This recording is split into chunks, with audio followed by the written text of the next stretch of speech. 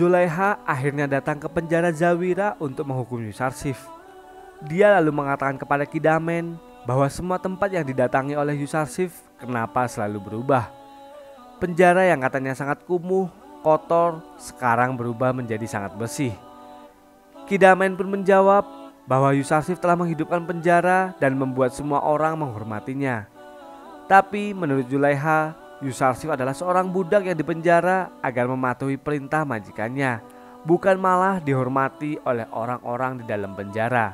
Zulaiha lalu meminta agar Kidamen menyiksa Yusarsif agar dia bisa melihatnya secara langsung rintihan Yusarsif itu.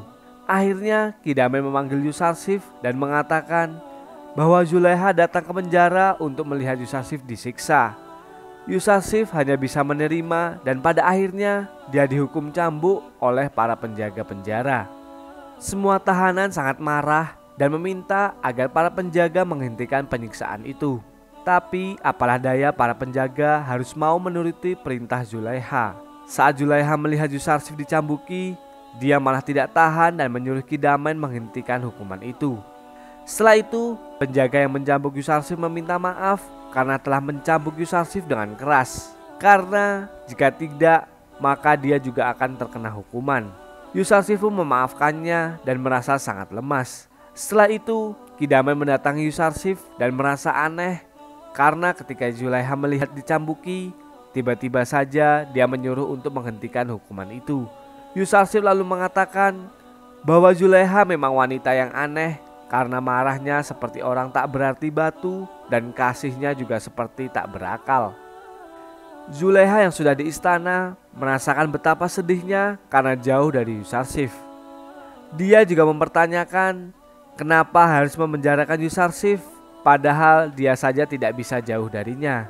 Kembali ke penjara, Yusarsif mulai berceramah di hadapan para tahanan bahwa dunia di dalam penjara bukanlah akhir bagi mereka semua. Bahkan ada orang yang di luar penjara menganggap hidup mereka jauh lebih buruk dari penjara karena kegelisahan mereka di luar.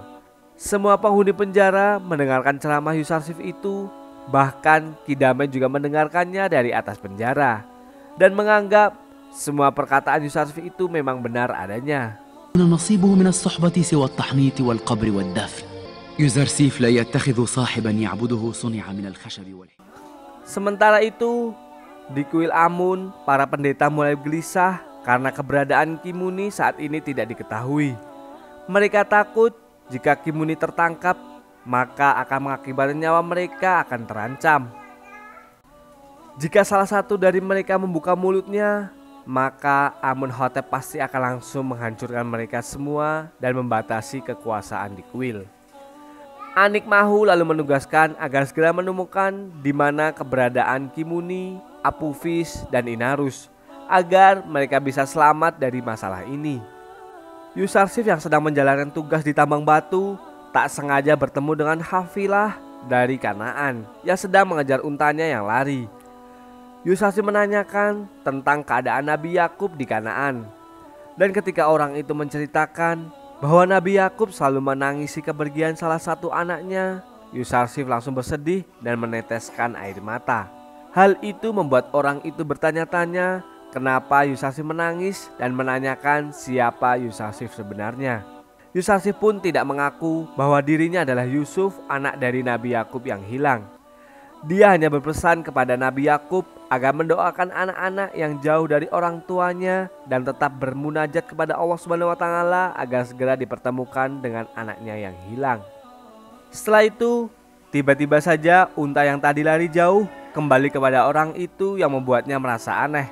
Karena dari tadi unta itu merasa takut kepadanya. Yusarsif mengungkapkan bahwa semua makhluk hidup di dunia memiliki misi dan tujuan tertentu. Malam harinya, Apophis dan Inarus bermimpi sangat aneh dan menceritakan kepada masing-masing. Mimpi Apophis adalah dia sedang berdiri dan membawa banyak roti di atas kepalanya, lalu burung-burung gagak memakan roti itu rame-rame.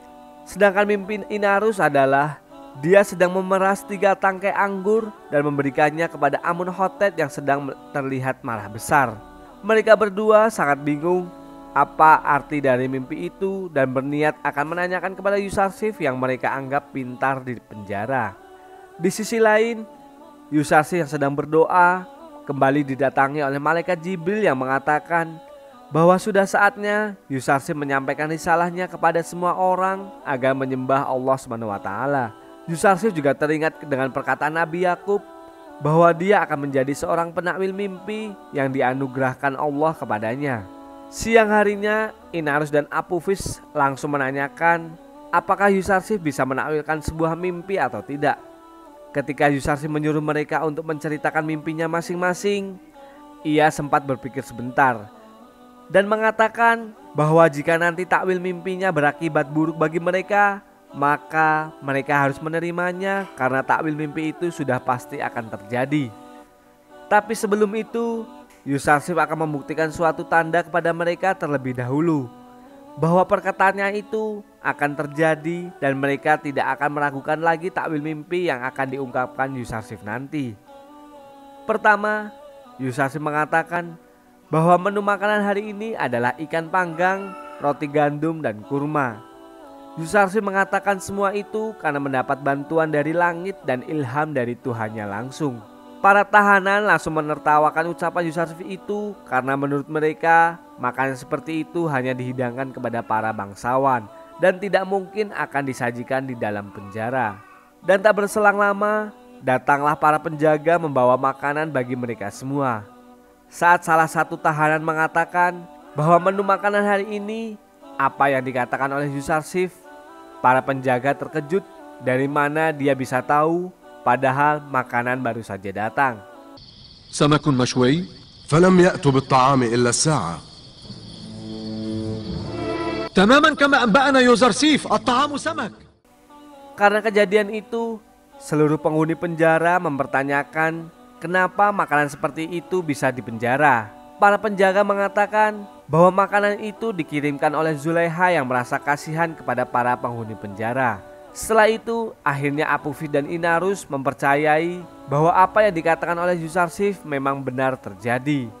Dan mereka menyuruh agar Yusarsif langsung menakwilkan mimpi mereka itu.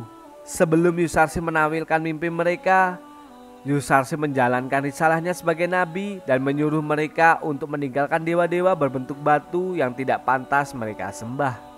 Yusarsif juga mengatakan bahwa setelah Nabi Ibrahim, Nabi Ishak, dan Nabi Yakub, Yusarsif adalah salah satu nabi yang akan membimbing mereka menyembah sesembahan yang tunggal, yaitu Allah SWT.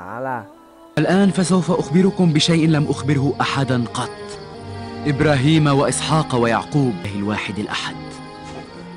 Para tahanan lalu mempertanyakan apakah Yusarsif memang benar-benar seorang nabi atau bukan. Yusarsif langsung menjelaskan bahwa dia adalah salah satu mata rantai para nabi yang diutus untuk membimbing manusia. Sebelum Yusarsif ada Nabi Adam, Nabi Nuh, Nabi Ibrahim, Nabi Ishak, Nabi Ismail, dan Nabi Yakub. Lalu yang terakhir nanti adalah nabi yang bernama terpuji atau yang kita kenal sekarang Nabi Muhammad SAW. Kemudian Inarus dan Apophis mulai mempercayai perkataan Yusarsif bahwa selama ini mereka sangat bodoh karena menyembah Tuhan yang tak bernyawa dan diciptakan sendiri oleh manusia. Ia mulai meyakini bahwa Tuhan Yusarsif adalah Tuhan yang terbaik daripada dewa-dewa sebelumnya.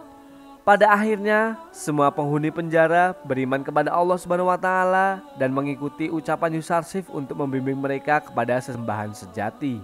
Bismillah Rabbi Ibrahim wa Ishaq wa Ya'qub الواحد الأحد. Salah satu penjaga lalu melamporkan kejadian itu kepada Kidamen bahwa Yusarsif telah mengajak para tahanan menyembah Tuhan Yang Esa dan melupakan dewa-dewa dari nenek moyangnya. Tapi Kidamen membiarkan mereka karena gara-gara Yusarsif, penjaga menjadi sangat tenang dan nyaman seperti yang para penjaga inginkan dan membiarkan para tahanan memilih agamanya masing-masing. Setelah mereka beriman, Yusarsif langsung menakwilkan mimpi Inarus dan Apophis. Tapi sebelum itu, Yusarsif mengatakan bahwa mereka harus menerima apapun arti mimpi yang akan dijelaskan olehnya. Arti mimpi Inarus adalah bahwa 3 hari lagi dia akan dikembalikan ke pekerjaan lamanya sebagai pemberi minuman Amunhotep. Sedangkan Apophis, 3 hari lagi dia akan dihukum gantung ia akan tetap berada di atas tiang gantungan sampai burung-burung memakan jasadnya. Hal itu langsung membuat Apophis merasa panik dan mencari alasan bahwa dia telah berbohong memimpikan hal itu. Sementara Nini Vergib langsung menertawakan perkataan Yuzarsif jika semua perkataannya itu tidak akan terjadi. Yuzarsif mengatakan bahwasannya yang dikatakan olehnya sudah ditakdirkan dan pasti akan terjadi. Setelah itu, Apophis kembali berpikir bahwa takwil mimpi itu memang mirip seperti apa yang dimimpikan olehnya.